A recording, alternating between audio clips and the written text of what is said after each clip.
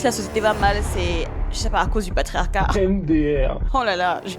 Quand une femme africaine dit qu'elle est féministe, je ne peux m'empêcher d'avoir pitié d'elle, car ça démontre à quel point elle est ignorante de la véritable histoire de l'Afrique. Dans la vidéo d'aujourd'hui, je vais faire quelque chose d'un peu inhabituel.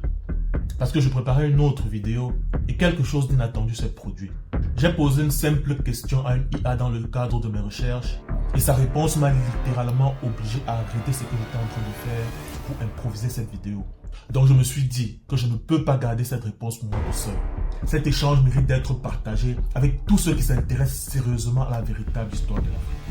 Donc aujourd'hui, ce que je vais faire, c'est que je vais simplement vous lire le contenu de cet échange. Et j'aimerais que vous l'écoutiez jusqu'au bout, parce que cela va littéralement changer la manière dont vous regardez l'histoire de l'Afrique. Et je parle de la véritable histoire de l'Afrique, non la version falsifiée. Il vous permettra également de comprendre à quel point le féminisme n'a pas sa place en Afrique. Bienvenue sur Afrique Libre et Prospère, la chaîne où nous apprenons à connaître notre passé pour mieux construire notre avenir. Je m'appelle Mansayem, je suis auteur du livre Africain et fier, que voici, disponible sur Amazon en deux versions. La version jeunesse que voici, ainsi que la version adulte que voici. Tous les liens sont disponibles en description. Et je profite également de ce moment pour vous parler de la liste des prénoms africains que je vous offre gratuitement en lien dans cette description. C'est un recueil de près de 700 prénoms africains. Téléchargez-la gratuitement en description. Je l'ai créé pour contribuer à sublimer notre identité africaine. Choisissez un prénom africain pour vos enfants, ou même pour vous-même, ou encore pour une entreprise. Nous sommes habitués à avoir autour de nous des entreprises qui ont des noms de diverses origines, comme Huawei pour les Chinois ou Microsoft pour les Américains. Ce serait aussi intéressant qu'aujourd'hui, demain, on a aussi des entreprises africaines avec des noms qui sont africains. Donc j'ai créé cette liste de près de 700 prénoms africains pour vous donner de l'inspiration. Téléchargez-la, c'est cadeau. Maintenant, entrons dans le vif historique du sujet. Donc comme j'ai dit, je vais simplement vous lire cet échange que j'ai eu avec cette intelligence artificielle. J'ai commencé par lui poser cette question. Quelle est la place du patriarcat en Afrique ancestrale? Profites-en pour me donner la différence entre le patriarcat, une société patriarcale et une société patrilinéaire, afin que je sache très bien de quoi on parle sur la base des définitions appropriées. Et voici sa réponse. C'est une excellente question, mais elle nécessite une précision fondamentale. Patriarcat, patrilinéarité et domination masculine ne sont pas des synonymes. Beaucoup de débats sur l'Afrique précoloniale confondent ces notions. Les définitions. Patriarcat. Le patriarcat est le système social et politique dans lequel les hommes, en tant que groupe, détiennent la majeure partie du pouvoir. Autorité politique, autorité religieuse, contrôle économique, contrôle juridique, autorité familiale. Le patriarcat ne signifie pas simplement qu'il y ait des chefs masculins. Il implique une hiérarchie structurelle où les femmes disposent durablement de moins de droits ou de pouvoir. Société patriarcale. Une société patriarcale est une société où le patriarcat constitue l'organisation dominante. Autrement dit, les institutions favorisent les hommes dirigent la majorité des sphères importantes, les femmes disposent d'une autonomie limitée. Société patrilinéaire. Une société patrilinéaire est tout autre chose. La patrilinéarité concerne uniquement la transmission de la filiation. On appartient au lignage du père.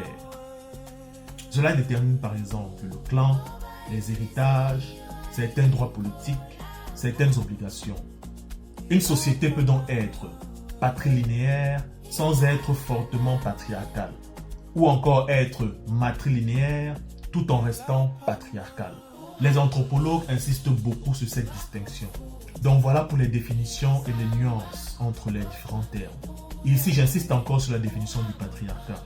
Le patriarcat est un système social et politique dans lequel les hommes, en tant que groupe, détiennent la majeure partie du pouvoir, c'est-à-dire l'autorité politique, l'autorité religieuse, le contrôle économique, le contrôle juridique, l'autorité familiale. Le patriarcat ne signifie pas simplement qu'il y ait des chefs masculins. Il implique une hiérarchie structurelle où les femmes disposent durablement de moins de droits ou de pouvoir. Maintenant, continuons. Que disent les sources anciennes sur l'Afrique? Si l'on privilégie les témoignages anciens, comme celui de Léon l'Africain, de de Raphaël, de Mungo Park, etc., on observe quelque chose d'assez constant. Ils décrivent rarement une domination masculine absolue comparable à celle de nombreuses sociétés méditerranéennes ou européennes de leur époque. Ils décrivent davantage des rôles différenciés, une complémentarité des sexes, un partage des responsabilités. Autrement dit, les hommes et les femmes n'occupaient pas toujours les mêmes fonctions, mais les femmes exerçaient souvent un véritable pouvoir. Et je continue l'échange. L'organisation familiale. Dans une très grande partie de l'Afrique, l'unité fondamentale n'était pas le couple, mais plutôt le lignage. Le pouvoir appartenait donc souvent aux anciens, aux chefs de lignage, qui donc pouvaient être un homme ou une femme, ou le pouvoir appartenait au conseil de famille.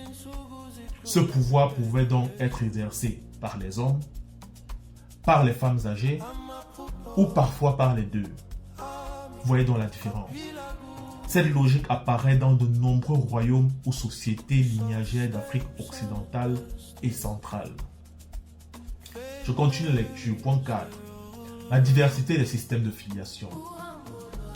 L'une des particularités africaines est justement la diversité. On trouve des sociétés patrilinéaires, des sociétés matrilinéaires, des systèmes mixtes, c'est-à-dire avec double descendance. Jack Goddy montre que l'Afrique possède beaucoup plus de systèmes matrilinéaires que l'Eurasie, même si la patrilinéarité reste majoritaire à l'échelle mondiale. Une société patrilinéaire est-elle forcément patriarcale? Ça, c'est le point 5. Non. Prenons un exemple simple. Le roi transmet son pouvoir non à son fils, mais au fils de sa sœur. Ce système est dit matrilinéaire. Mais le roi reste un homme. Les Ashanti constituent un exemple classique. Succession par la lignée maternelle avec un roi et une importante autorité politique masculine aux côtés d'une reine-mère très influente. Inversement, une société patrilinéaire peut laisser aux femmes un contrôle important de l'économie, du commerce ou de la vie religieuse. Et pendant que je lis, retenez bien ce que je lis parce que plus tard on parlera de ce qui se passait en Europe notamment. Continuons la lecture. Ce que montrent les voyageurs anciens, c'est le point 6. Les récits anciens insistent souvent sur plusieurs éléments. Les femmes commerçantes. Dans de nombreuses villes d'Afrique de l'Ouest, elles contrôlaient les marchés, elles possèdent leurs biens, elles négocient. Les Européens du XVIIIe et du XIXe siècle sont souvent frappés par leur autonomie économique. Et justement, les témoins européens de l'époque étaient absolument frappés par cela parce que les femmes européennes n'avaient absolument pas la même autonomie. Et ça, nous le verrons plus tard. Les femmes propriétaires. Dans plusieurs régions, les femmes héritent. Elles possèdent des terres. Elles administrent leurs biens. Les règles varient selon les peuples. Point suivant, les femmes dans la politique. On rencontre des reines-mères, des chefs de lignage, des conseillères du roi. Et dans plusieurs royaumes, aucune grande décision n'était prise sans elles. Vous voyez la place importante des femmes en Afrique à l'époque. Je continue la lecture. Les femmes dans la justice. Dans certaines sociétés, des assemblées féminines rendaient leurs propres décisions sur les affaires concernant les femmes ou les familles. Point 7. Les hommes avaient-ils davantage de responsabilités politiques? Très souvent, oui. Les récits anciens montrent que la guerre est principalement masculine, la diplomatie est souvent masculine, la royauté est souvent masculine. Mais cela ne signifie pas automatiquement patriarcat. Pourquoi? Parce que les femmes contrôlent fréquemment d'autres domaines essentiels. L'économie, la transmission des lignages, l'éducation, la religion, les marchés, la succession. Le pouvoir n'est donc pas concentré entre les mains des hommes, il est réparti entre les hommes et les femmes.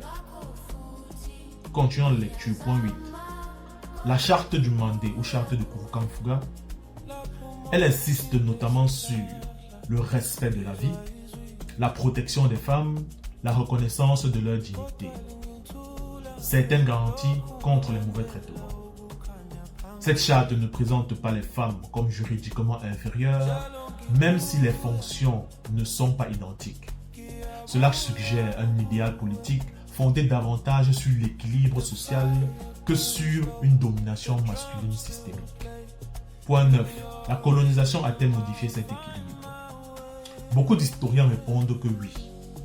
Les administrations coloniales européennes avaient tendance à reconnaître presque exclusivement les hommes, reconnaître presque exclusivement des chefs masculins, à enregistrer les terres au nom des hommes, à ignorer les institutions féminines, à appliquer des conceptions européennes du droit de la famille. Dans plusieurs régions, cela a réduit le rôle politique ou économique des femmes, y compris dans les sociétés auparavant matrilinéaires ou au pouvoir partagé. Et voilà la première réponse de l'intelligence artificielle. Et moi, en voyant cette réponse, je pose une nouvelle question en disant: tu dis ceci, ouvrez les guillemets, si l'on privilégie les témoignages anciens, c'est-à-dire ceux de Léon l'Africain, de Raphaël, de Mungo Park, etc., on observe quelque chose d'assez constant. Ils décrivent rarement une domination masculine absolue, comparable à celle de nombreuses sociétés méditerranéennes ou européennes de leur époque. Fermez les guillemets. Ma question, cela signifie-t-il qu'en comparaison, les sociétés européennes de l'époque étaient patriarcales? Et voilà ce que me répond l'intelligence artificielle. Oui, dans une large mesure, oui. Mais là encore, il faut être précis sur les termes.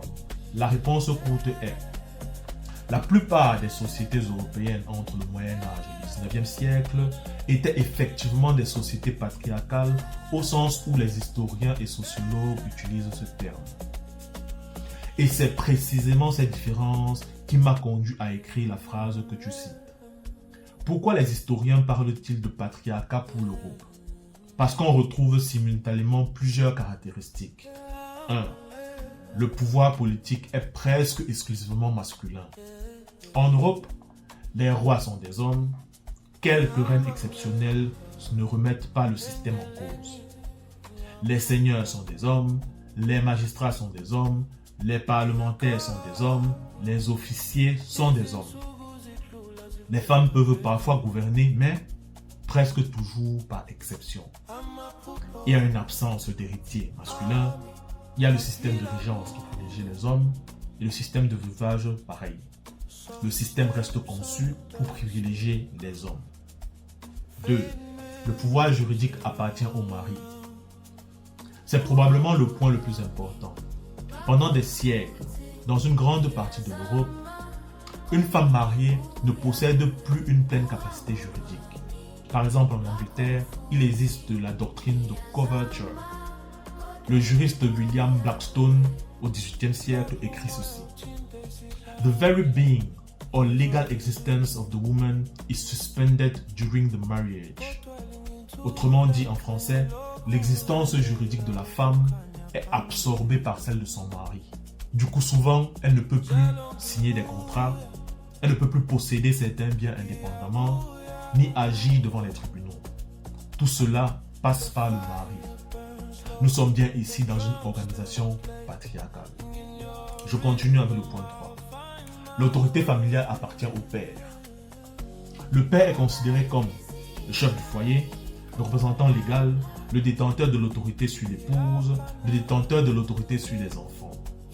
Cette idée est profondément enracinée dans le droit romain, patria potestas, puis dans le droit canonique et de nombreuses législations européennes. Point 4. L'Église est entièrement masculine. Pendant des siècles, les prêtres sont des hommes, les évêques sont des hommes, les papes sont des hommes. Les femmes peuvent être religieuses, mais elles ne dirigent jamais l'institution. Voilà ce qui se passe en Europe. Point 5. L'accès à la propriété est limité. Selon les pays et les périodes, une femme peut parfois hériter, mais son mari administre souvent ses biens. elle ne peut pas toujours vendre librement et certaines professions lui sont interdites. Vous voyez bien, voilà ce qui se passait en Europe historiquement. Et je continue la lecture. C'est très différent de ce que décrivent beaucoup de voyageurs en Afrique. Prenons Léon l'Africain par exemple.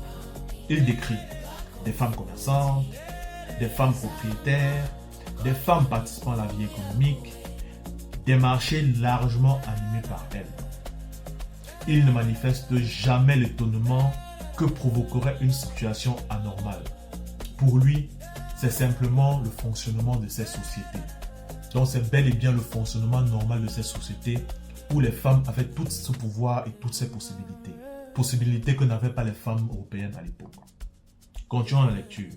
Rafenel observe également que dans plusieurs régions du Sénégal et du Haut-Niger, les femmes participent activement à l'économie locale, au marché et aux échanges.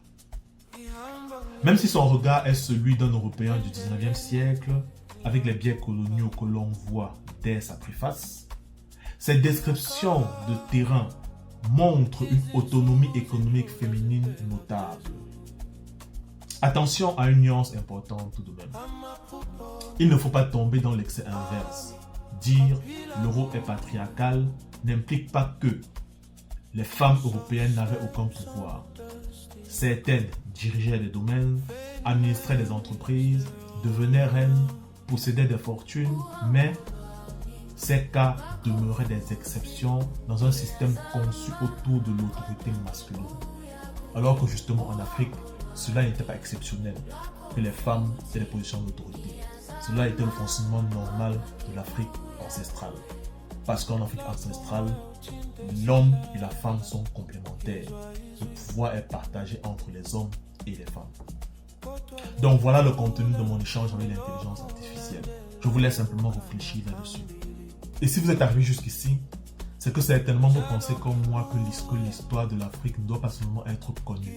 Nous devons aller au-delà, nous devons véritablement la comprendre dans son essence, afin qu'elle puisse éclairer nos choix aujourd'hui, pour construire demain une Afrique qui s'appuie sur nos racines véritables. Donc dites-moi en commentaire ce qui vous a le plus marqué dans ma conversation avec cette intelligence artificielle, et ce que cela nous a permis de découvrir ensemble. Dites-moi les idées avec lesquelles vous êtes particulièrement d'accord, et même les idées avec lesquelles vous êtes en désaccord. Je lirai tous vos commentaires et nous échangerons dans le respect. Et dites-moi également si ce format vous a plu. Si oui, je ferai davantage de vidéos dans ce sens. Et pour rappel, mes différents livres sont disponibles sur Amazon. Les liens sont en description. Et comme j'ai dit, je vous offre gratuitement un recueil de près de 700 prénoms africains. Les liens sont également en description. Comprendre hier, agir aujourd'hui et bâtir demain.